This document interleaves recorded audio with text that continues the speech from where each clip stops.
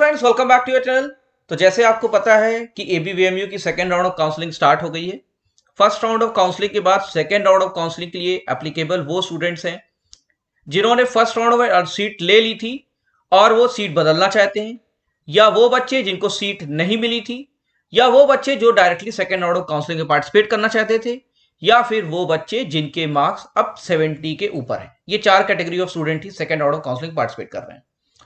अब आप जब काउंसलिंग में पार्टिसिपेट कर रहे हैं तो मैंने फिर आपसे कहा है, बार बार ये कहता हूं कि आपको स्मार्ट काउंसलिंग करनी है। अब आज का मेरा वीडियो इसी पे फोकस्ड है कि स्मार्ट काउंसलिंग इसमें एक्चुअली है क्या। बहुत ध्यान से वीडियो देखिएगा, बहुत ध्यान से मैंने समझाने की कोशिश की है और टेक्निकल चीजें हैं, इसको समझिएगा।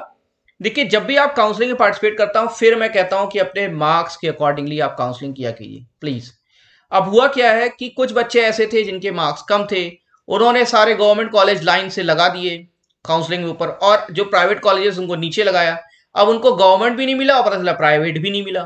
तो कुछ बच्चे ऐसे कह रहे हैं मुझे सीट अलॉट ही नहीं हुई। ठीक है, कुछ बच्चे ऐसे हैं जिन्होंने क्या किया कि जब गवर्नमेंट कॉलेजेस अरेंज करना शुरू किया तो सबसे अच्छे कॉलेजेस जो नॉर्मली बड़ी सिटीज के माने जाते हैं, क्योंकि आप कानपुर और लखनऊ भागना चाहते हैं, तो कानपुर और लखनऊ के कॉलेज आपने टॉप पे लगा दिए और आपने बाकी जो कॉलेजेस है गवर्नमेंट के उसको नीचे लगाए। अब आपके मार्क्स, तो नेचुरल सी बात है कि जो कानपुर लखनऊ के हैं उनमें हाई रैंक जाए क्योंकि कंपटीशन वहां टाइट रहेगा, तो आपको वहां पे कॉलेज अलॉटमेंट नहीं हुआ। और तीसरी कंडीशन ये है कि आपके बहुत अच्छे मार्क्स थे और आपने कॉलेजेस की सीक्वेंस सही से नहीं लगाई, तो आपको पता चला प्राइवेट कॉलेज मिल गया, आपको गवर्नमेंट मिलना चाहिए था। तो सेकेंड राउंड ऑफ काउंसलिंग में ऐसी मिस्टेक ना हो तो हम इसी पे वीडियो आपको बना रहे हैं, तो ध्यान दीजिएगा। अब जो सीट मैट्रिक्स आई है, पहली बात तो मैं बता रहा हूं, ये सीट मैट्रिक्स ये मुझे एक स्टूडेंट के पोर्टल से मिली है। ठीक है, तो कुछ लोगों में सीट मैट्रिक्स अभी नहीं दिखा रही है। ठीक है, तो इसका पीडीएफ मैं आपको डिस्क्रिप्शन लिंक में डाल दूंगा, तो इसका पीडीएफ मैं सीधे डिस्कस करता हूं। देखिए, ये यहाँ पे जो सीट मैट्रिक्स में जो चीजें बताई गई हैं वो ये बताई गई हैं कि कितने सिटीज में कितने कॉलेजेस में कितनी सीट्स वैकेंट हैं। तो अगर आप देखिए ध्यान दीजिए, जैसे आगरा है, कॉलेज ऑफ नर्सिंग है इनका, एसएन मेडिकल कॉलेज। ठीक है, तो बता रहे हैं कि टोटल सीट्स यहाँ पे 40 है और 11 सीट्स इनकी वैकेंट है जो फर्स्ट राउंड में भरी ही नहीं गई। तो एसएन मेडिकल कॉलेज क्या गवर्नमेंट मेडिकल कॉलेज है, लेकिन इतना सब होने के बाद भी 11 सीट्स वैकेंट रह गई। तो मैंने आपको पहले ही बताया था वीडियो में कि वैकेंट होने की दो वजह होती है। पहली बात ये होती है फीस बहुत ज्यादा है, बच्चा कंफर्टेबल नहीं है, एडमिशन नहीं लेता। और दूसरी कंडीशन ये रहती है कि बच्चा अपने एरिया से क्योंकि दूर है वहां एडमिशन लेना नहीं चाहता। आप क्या समझ रहे हैं कि 40 सीट के अगेंस्ट लोगों ने फिल नहीं किया होगा, 40 के अगेंस्ट जो है लोगों ने भरा होगा और 40 की 40 सीट्स अलॉट हुई होंगी, लेकिन ये 11 इसलिए वैकेंट रखी क्योंकि बाकी लोगों ने छोड़ दिया, एडमिशन ही नहीं लिया, जाके रिपोर्ट ही नहीं किया, उनसे दूर रहा होगा या फीस अफोर्ड नहीं कर पाए या कोई दूसरी प्रॉब्लम रही होगी। तो आपको ध्यान क्या देना है, देखिए बहुत थोड़ा सा लंबा वीडियो लेकिन ध्यान समझिएगा। मैं आपको दिखाने जा रहा हूं गवर्नमेंट कॉलेज की स्टेटस। तो पहला मैंने दिखाया आपको SN medical college Agra, 40 seats हैं, 11 सीट्स अभी वैकेंट हैं, 11 सीट्स अभी वैकेंट हैं। दूसरी कॉलेज की बात कर रहे थे एलआरआरएम मेरठ की। देखिए एलआरआरएम मेरठ में 100 सीट्स हैं, 19 सीट्स वैकेंट हैं, लेकिन सिर्फ गर्ल्स एडमिशन ले सकती हैं, 19 सीट्स वैकेंट हैं। ठीक है, आइए बात कर लेते हैं जीएसवीएम की। तो जीएसवीएम की हम बात करें, देखिए जीएसवीएम में आपकी 40 सीट्स हैं, अभी 7 सीट्स यहां पे वैकेंट है। वैकेंट तो है, ये किसी न किसी तो अलॉट होगी। ठीक है, और बात कर लेते हैं आरएमएल की, बात कर लेते हैं लक्ष्मीबाई आपकी यहाँ पे झांसी में, यहाँ पे आपकी 7 सीटें वैकेंट हैं। और लोहिया की बात करें, देखिए इसमें 40 में से 19 सीट्स यहाँ पे खाली पड़ी हुई है।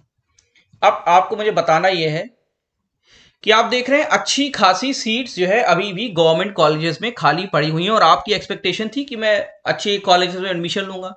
तो आपको यहाँ पे करना क्या है, पहली बात तो ये लिस्ट आपको देखना है और आपको देखना है कि आपके मार्क्स कितने हैं। अब मैं बिल्कुल पॉइंट की बात बताता हूं, अगर आपके मार्क्स, देखिए मैं आपको बता रहा हूं 150 के ऊपर हैं, किसी भी कैटेगरी में आप हैं, चाहे जनरल में हो, चाहे ओबीसी हो, चाहे एससी एसटी हो। ठीक है, अगर आपके मार्क्स 150 के ऊपर हैं तो आप, मैं कहूंगा गवर्नमेंट कॉलेजेस को आप प्रेफरेंस में डालिए। ठीक है, क्यों? क्योंकि मैं ये मानता हूं कि 160 मार्क्स वाले बच्चों को ज्यादातर कॉलेजेस अलॉट हो चुके हैं। अब इसमें हो सकता है कि आपकी चांसेस बढ़ जाएं।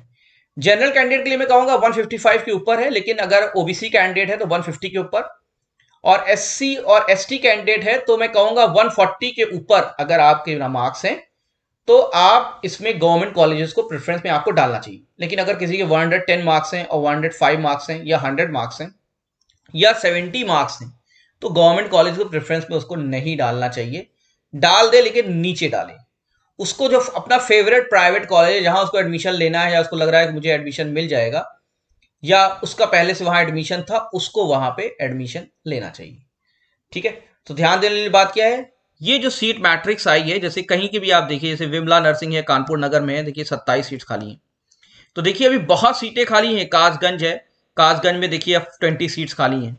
कौशाम्बी में 26 सीट्स खाली हैं। तो कहने वाली बात थी कि जो है बहुत सीटें हैं यहाँ पे और बच्चों ने बहुत फॉर्म भरा है। ठीक है, लेकिन आप देखिए प्राइवेट कॉलेजेस में तो बहुत सीटें खाली हैं। देखिए आरएस मेडिकल कॉलेज गाजीपुर में देखिए 40 में 36 सीटें खाली हैं। ठीक है, एसपीएम कॉलेज ये गोंडा में देखिए 80 में 39 सीट्स खाली हैं। गोरखपुर में देखिए सावित्री में देखिए 40 में 20 सीट्स खाली हैं। तो सीट्स यहाँ पे बहुत ढेर सारी खाली हैं। और जैसे कि लोग समझ रहे थे कि नहीं, जैसे रेजेंसी इंस्टीट्यूट है कानपुर का, देखिए 40 में 13 सीट्स खाली हैं। तो जैसे कि लोग समझ रहे थे कि सीट्स कितनी बचेंगी, तो मैंने आपसे कहा था कि 20-25% सीट बचेंगी, लेकिन मैं तो यहाँ मान के चल रहा हूँ कि एटलीस्ट 40% सीट्स वैकेंट हैं प्राइवेट की अगर बात करें। और गवर्नमेंट में भी आप बात करें तो एटलीस्ट 10 से 20% सीट्स वैकेंट हैं। अब आपको फिर मैं कहूंगा 150 के ऊपर मार्क्स है तभी आप गवर्नमेंट को प्रेफरेंसेस में रखिए, नहीं तो 150 के नीचे है। अगर आप SC ST में आते हैं 140 तक, मैं कहूंगा 140 के नीचे है तो आप प्राइवेट कॉलेजेस को नंबर 1 रैंकिंग में रखिए। सोच समझ के काउंसलिंग कीजिए। सीट मैट्रिक्स आपके पास आ गई है, उसको सोच के आपको करना है। ध्यान दीजिए, कोई कंफ्यूजन है तो हम जरूर डिस्कस करेंगे। यहां हमारा बताने का ऑब्जेक्टिव था, देख लीजिए आपके सामने है, बहुत सीटें अभी वैकेंट हैं गवर्नमेंट में भी और प्राइवेट में तो बहुत ज्यादा। पढ़ने रहिए मेरे चैनल के साथ, जैसे कोई इन्फॉर्मेशन होगी आपको जरूर अपडेट करेंगे। Thank you very much and best of luck.